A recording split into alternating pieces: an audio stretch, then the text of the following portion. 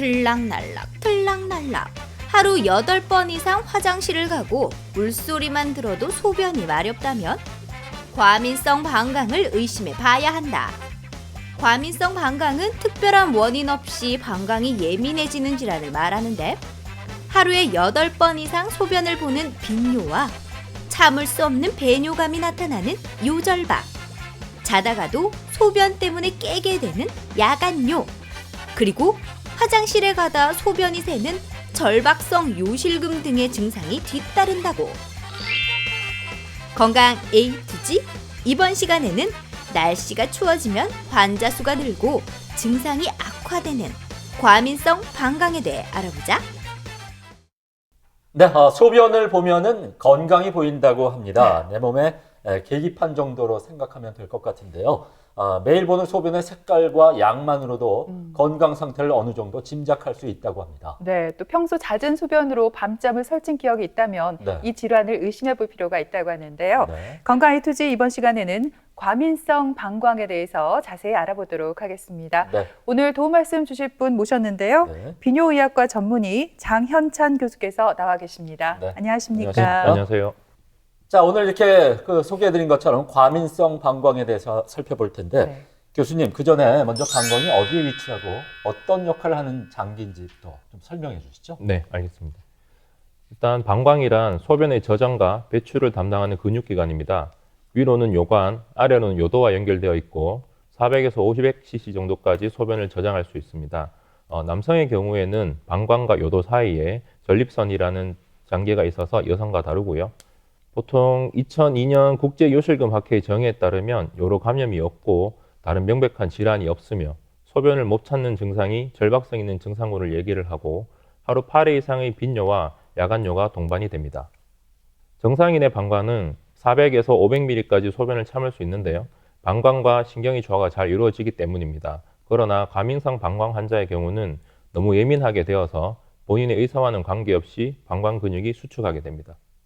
대한변효장애 및 요실금학회에 따르면 전국의 40대 이상의 남녀 2,005명을 무작위로 추출하여서 전화 설문을 한 결과 빈뇨는 17%, 절박뇨는 19%, 절박요실금은 8%, 빈뇨와 절박뇨를 함께 가지고 있는 경우는 7%, 세 가지 증상 중 하나라도 가지고 있는 경우는 30%로 보고되고 있으며 연령이 높을수록 그 빈도는 증가를 하고 절박뇨와 절박성 요실금의 빈도는 여성이 더 많습니다. 그렇군요. 이 과민성 방광이라는 용어를 들으면 과민성이라는 저는 이 말에서 혹시나 성격이 예민한 분들이 좀 더 잘 걸리지 않을까라는 좀 소심한 생각을 해봤어요. 하루에 몇 번 정도 소변을 보면 과민성 방광이라고 하는지 궁금하고요. 원인도 궁금한데요. 일단 과민성 방광의 원인은 명확하게 밝혀져 있지는 않습니다. 그러나 요로 감염, 호르몬 결핍, 약물 부작용, 과도한 수분 섭취 및 배뇨량, 변비, 비만, 정신 상태의 변화, 남성의 경우는 전립선 비대증이 있을 때 방광 출구 폐색, 질 탈출증, 당뇨, 방광 종양이나 방광 결석도 원인이 될 수 있습니다. 보통 증상은 하루 8회 이상의 빈뇨와 강하고 갑작스러운 요일을 느끼면서 소변이 마려우면 참을 수 없는 요절박, 소변이 마려우면 참지 못하고 지리는 절박성 요실금, 야간 수면 시간에 배뇨를 하는 야간뇨 등이 있고요. 이런 증상들이 삶의 질을 저하시키고 수면 부족과 업무 능력 저하, 우울증과 수치심을 유발하여 대인관계 기피까지 유발을 시킬 수 있습니다. 네, 제 주변에 아이를 낳으신 분들 중에서요, 기침을 하거나 크게 웃을 때 소변이 새어나온다는 분이 계세요.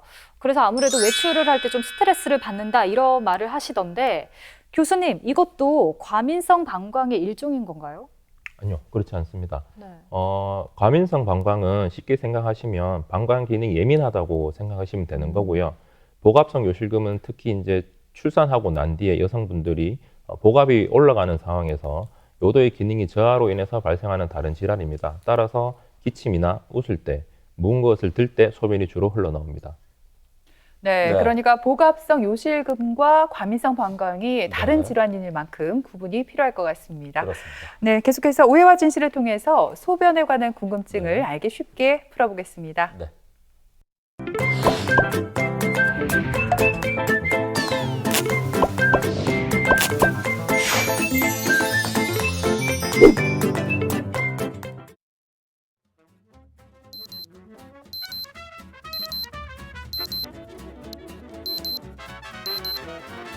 아, 시끄러.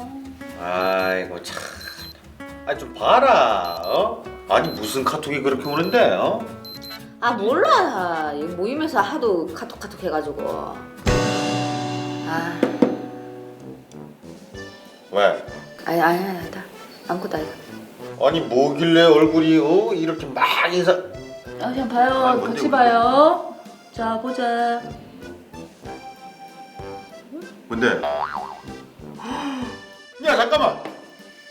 야 그 성현이가 야 밥은 니한테 못 얻어먹고 결혼은 연하고 하네. 오빠 연한지 어떻게 알아? 나 모르겠는데. 야 딱 봐도 연한데 야 참. 내가 더 낫네. 네가 뭐라노? 어? 내 화장실 한번 더 갔다 와야 되겠다. 내 금방 갔다 오지 않았나? 갔다 왔지. 아, 근데 왜 또 화장실 가고 싶지? 숨겨놨어요? 아, 소변이 마려운데. 화장실에서 뭐 먹나? 아, 좀 참아볼까? 야 참지 마라. 참으면 병 된다. 아, 진짜. 갔다 와요. 빨리 갔다 온나. 아, 보지 마리. 안 볼게. 내 프라이드 나 보지 마라, 알겠지? 프라이드는 뭐 프라이버시겠죠? 아이고 진짜. 빨리 가라 빨리. 너무 자주 가네. 그러니까 이상한데. 시원하다. 아, 왜 자꾸 화장실 가지? 시원하기는 막 속에 천불이 나서 가는 거 아니에요? 야, 니 혹시 방광염 아이가? 내 방광 아주 멀쩡하거든요. 방광 이마에 튼튼할 수가 없다. 진짜 내가 진짜 이거 보여줄 수도 없고. 그리고 이 여자의 구조와 남자의 구조가 다르기 때문에 여자들은 소변이 마려우면 쉽게 참을 수 없어. 남자들은 아주 길게 참을 수 있지만 여자들은 그게 힘들다니까. 그래서 내가 왔다 갔다 하는 거다. 그건 아가씨 말이 맞다. 맞다. 그렇지. 아이고 무식한 사람들아. 소변 차는데 남자 여자가 어딨노? 참나. 그러고 그렇게 따지면은 여자가 훨씬 잘 참지. 왜? 여자들은 독하잖아. 얼마나 독한데. 우리 집에 있는 여자들 봐봐라. 둘이 얼마나 독한데. 그러니까 그 정현이가 도망가고 가지. 왜 거기서 정인 얘기가 나오는데 왜? 아니 어쨌든 여자가 그만큼 독하다고. 그러니까 남자보다 아니, 여자가 잘 참는다 그 얘기다 지금. 독한 거랑 소변 참는 거랑 그게 뭔 상관인데. 그리고 방광 내 방광 튼튼하거든. 걱정하지 말고 오빠 방광이나 신경 써라. 야, 와, 이따 보여줄 수도 없고. 야, 나도 튼튼하거든 지금. 문자 왔어요. 네? 뭔데? 보지 마라. 네, 정인 엄마 같은데. 야, 왜? 이 봐라, 청첩장 보냈잖아 지금. 계좌번호까지 적어가지고. 와 어찌는 말고 돈만 붙이라는 거래. 나 기가 찬다 기가 까지 차. 삐게 먹네. 아이고 연애할 때는 그래 밥 얻어먹고 카드만. 이제는 오지 말고 돈만 붙이라고 계좌번호 딱 찍어가지고 이렇게 보냈냐. 야, 대단하다 진짜. 어떻게 해야 되지? 뭘 어떻게 해? 가야 되나? 뭘? 아니다. 출금 해야 되나? 에이 참, 병원 가라니까 그 돈으로 차라리. 오해와 진실 첫 번째 질문 드립니다. 네. 소변은 남자가 더 잘 참는다. 아니다. 소변은 여자가 더 잘 참는다. 두 분이 뭐 남녀니까 경험을 살려서 답변 한번 해볼까요? 저는 알아요. 제가 먼저 대답하면 안 돼요? 그래서요. 되나요? 저는 제가 여자라서 그런지 모르겠는데 소변은 여자가 더 잘 참는다에 한 표를 던져볼까 해요. 왜냐면 이런 속담이 있죠. 여자가 한을 품으면 온유월에도 서리가 내린다. 그러니까 그 말은 그만큼 여자가 좀 독하다 이런 말이잖아요. 뭐 제가 의학적으로 설명을 할 수는 없지만 여자가 한다면 한다 이런 생각이 들어서 소변도 참아야지 하면 오래 참을 수 있지 않을까 생각을 했거든요. 여자가 독한 게 아니라 이제 예은 씨가 독한 네, 거고. 그럴 수도 있나요? 저는 달리 생각해요. 이게 뭐 성차별이 아니라 남자가 더 잘 참을 수밖에 없어요. 왜냐하면 왜요? 신체 구조상 네. 다르잖아요. 요도의 길이가 남자가 더 길기 때문에 소변도 당연히 더 잘 참게 되죠. 남자가 더 잘 참는 거 아닙니까? 누가 정답인가요? 초론 씨가 맞췄습니다. 네. 근데 말씀하신 대로 그림을 보시면 남자의 경우는 요도 길이가 여자보다 길고요. 여자의 요도가 직선인 반면에 남자는 굽어 있습니다. 또한 남자는 여자보다 전립선에 괄약근이 한 개 더 있기 때문에 남자가 더 잘 참습니다. 네, 남자의 경우 요도 길이가 여성보다 길고 직선이 아니라 굽어 있는 데다가 전립선에 관략근이 하나 더 있기 때문에 소변을 더 잘 참을 수 있다. 이런 설명을 들었습니다. 근데 방송을 보고 계신 많은 시청자들께서 어떤 분들은 또 저거 뇌증상인데 이렇게 생각하시는 분도 계실 것 같습니다. 간단하게 자가 진단 방법을 좀 소개해 주시죠. 과민성 방광 환자의 경우에는 증상에 대한 평가와 신체 검사, 소변 검사 등이 중요한데요. 요로 감염을 배제를 하고 과민성 방광에 대한 검사를 하게 됩니다. 예를 들면 이제 과민성 방광 장가 진단 테스트라고 있는데요.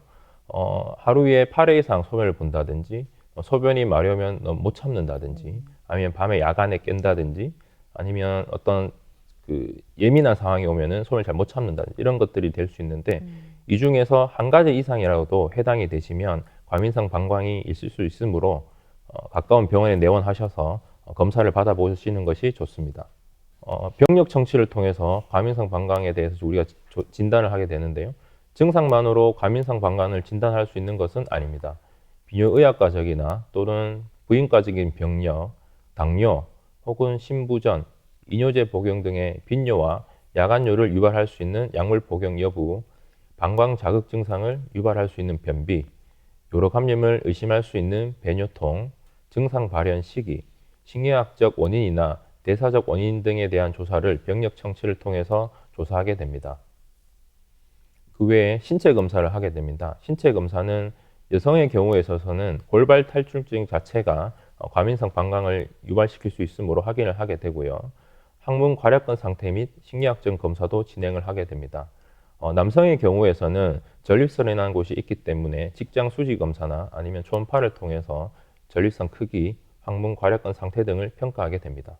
소변 검사가 굉장히 중요합니다. 앞서도 말씀드렸다시피 과민성 방광은 요로 감염이 없는 상태여야 됩니다. 그래서 소변 검사를 통해서 과민성 방광과 요로 감염을 반드시 구별하셔야 되고, 소변 검사를 하게 되면은 여러 가지 소견을 보일 수가 있는데요. 특히 혈뇨가 확인된다면은 추가적인 비뇨의학과적인 검사가 필요합니다. 예를 들면 방광 내시경이나 CT, MRI 등의 영상학적 검사를 진행하게 되고, 그 외에 당이나 단백뇨 증상이 있으면은 신장 검사를 진행하게 됩니다. 신장 검사는 보통 저희가 신장내과라는 내과에서 초음파라든지 여러 혈액 검사, 추가적인 소변 검사 등을 진행을 할 수 있고요.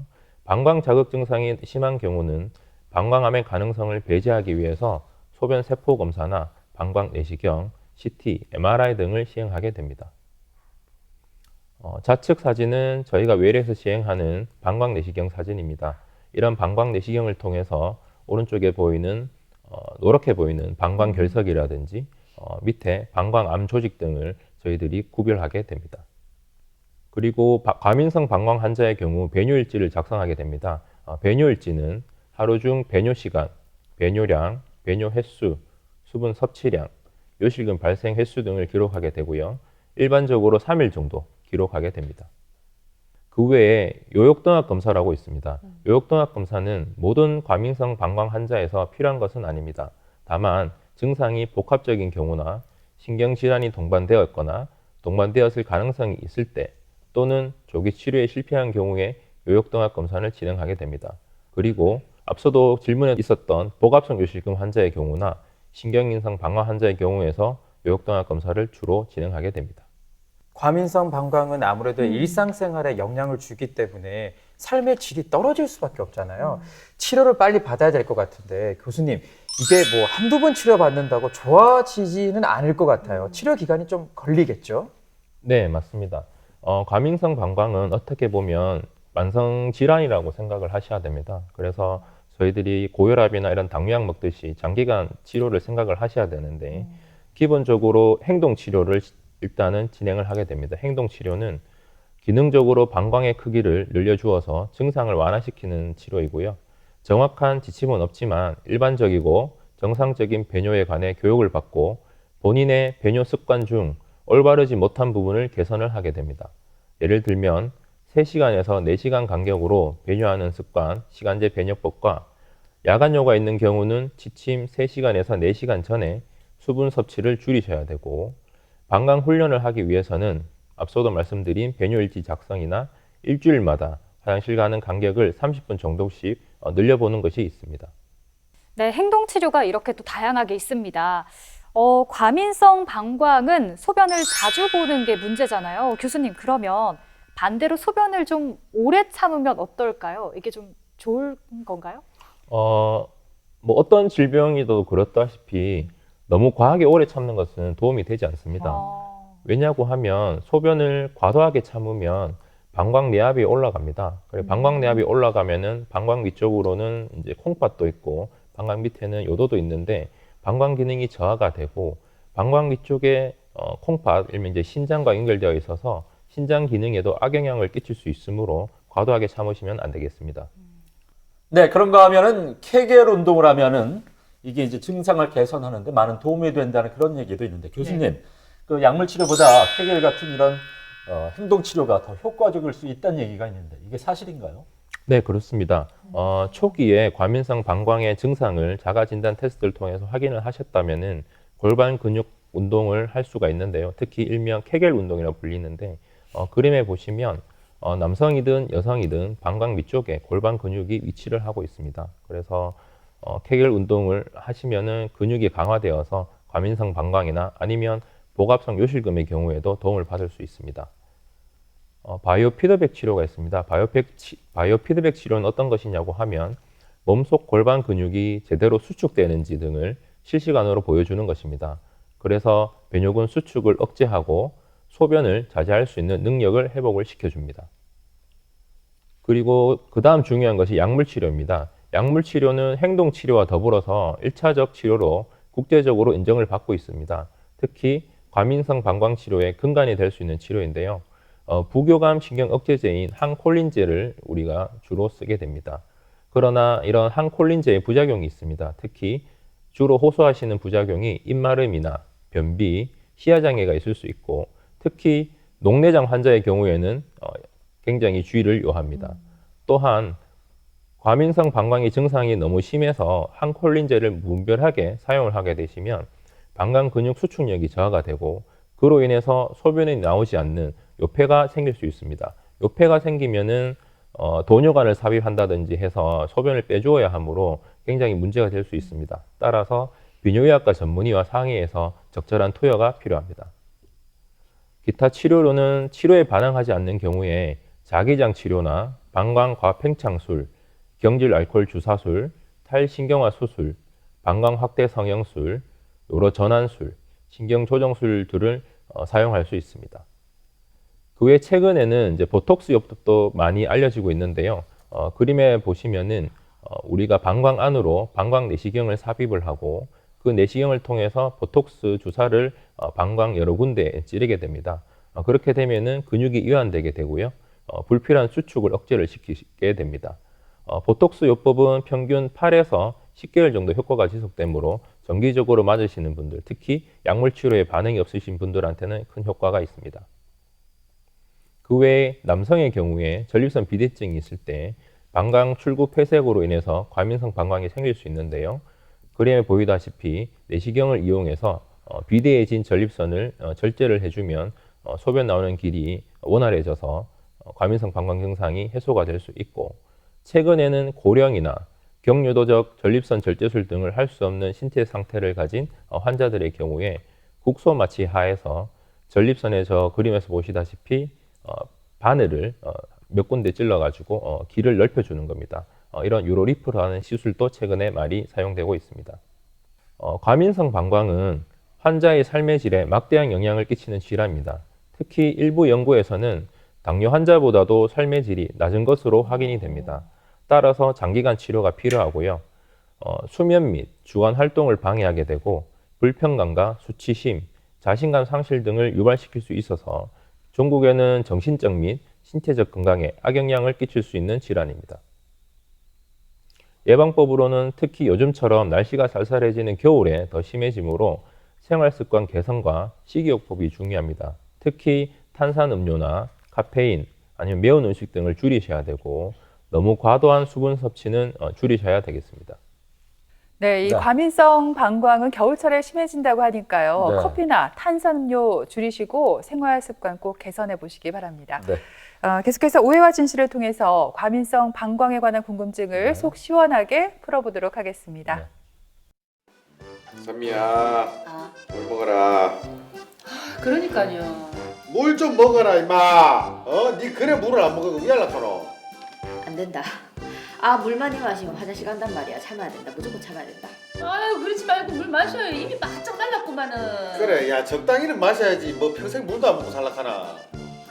그러니까 아가씨 이러다 병 걸려요. 물이 보약 공약이라는 말 못 들어봤어요? 그렇지. 하루에 1.5에서 2리터 정도는 기본적으로 마셔줘야 된다니까요. 맞다. 언니, 과민성 방광 걸려봤잖아요. 내가 이 과민성 방광 때문에 물을 그렇게 2리터씩 마셔가지고 소개팅을 갔는데 화장실 계속 들락날락 해가지고 나중에 그 남자가 연락처도 안 물어보더라 정말. 내가 야, 왜? 물 안 마신다고 과민성 방광이 낫나? 물을 먹어야지 물을. 적당히는 먹어야 된다. 아이고 물 좀 먹어라 답답해 죽겠네. 그러니까. 내가 알아서 한다. 말 걸지 마라. 내가 알아서 한다. 아니 몰라 그래. 니 알아가 해라. 전화 와요. 입술 잠깐만 입술만 조이봐. 아이고 참. 누구? 최인데. 여보세요? 뭐 빅뉴스? 뭔데? 내한테 요즘 빅뉴스가 너무 많아가지고 웬만한 일론 빅뉴스가 아니다.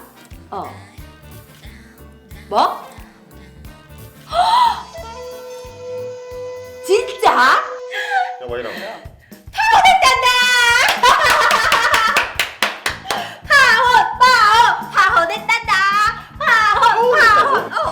아니 왜 엄친딸하고 파혼을 왜 해? 파혼 당한 게 아니다. 아니 왜 했겠어요? 날 못 이겨서 그렇게. 어떻게 뭐 전화 한 통 해볼까? 근데 전화 한 통 해볼래. 아유 됐어요. 뭐 이북해 당할 일 있나? 그냥 잡잡 가만히 있어요. 그래 전화하지 마라. 아무리 파혼 당해도 아가씨한테는 안 오지 싶어요. 그래. 니 후회한테 전화하면 후회한테 내려놔. 아 뭔 소리예요? 우리가 얼마나 사랑했고 우리가 얼마나 행복하고 우리가 얼마나 늘 즐거웠는데 무슨 소리예요? 행복한 거 좋아하네. 네가 집착한 거지 그게. 아 내려놔라 좀. 아이고 전화하지 마라. 내가 뺏어야 된다. 그래. 아 좀 줘봐요 좀. 됐어. 혜인이가 내 전화를 기다리고 있을 수도 있단 말이에요. 빨리 좀 줘봐요. 절대 그럴 일 없다. 네 헤어진 지 벌써 2년 다 돼간다. 그럴 일 절대 없다. 그러니까 2년 동안 날 못 잊을 거지. 그래서 내 전화를 기다리는 거지. 혹시나 내 전화번호가 바뀌었을까봐. 아가씨 한번 이 코빼기 조금만 비춰도 이불킥 당하지 싶은데요. 선미야. 그냥 잡고 있어요. 선미야. 어. 사랑이란 게 말이다. 어. 서로 기억하는 부분이 다를 수가 있어요. 아 됐다. 조용히 많이 있다고. 다르지. 빨리 줘봐요. 안돼 하지마. 내 과민성 방광도 더 줄 것 같다. 빨리 줘. 에이 참 말도 안 되는 소리. 내 물 마실게. 하루에 물 4리터로 마실게. 물 그럼 지금 먹어라. 4리터 먹고 나면 그 뭐 한번 생각해볼게. 진짜 해도 소용없을 낀데 차단돼 있을 낀데. 그래. 지금하신 전화는 없는 번호입니다. 다시 확인하신 후 걸어주시기 없는 번호지. 그럴 것 같아. 물이나 먹어라 물이나.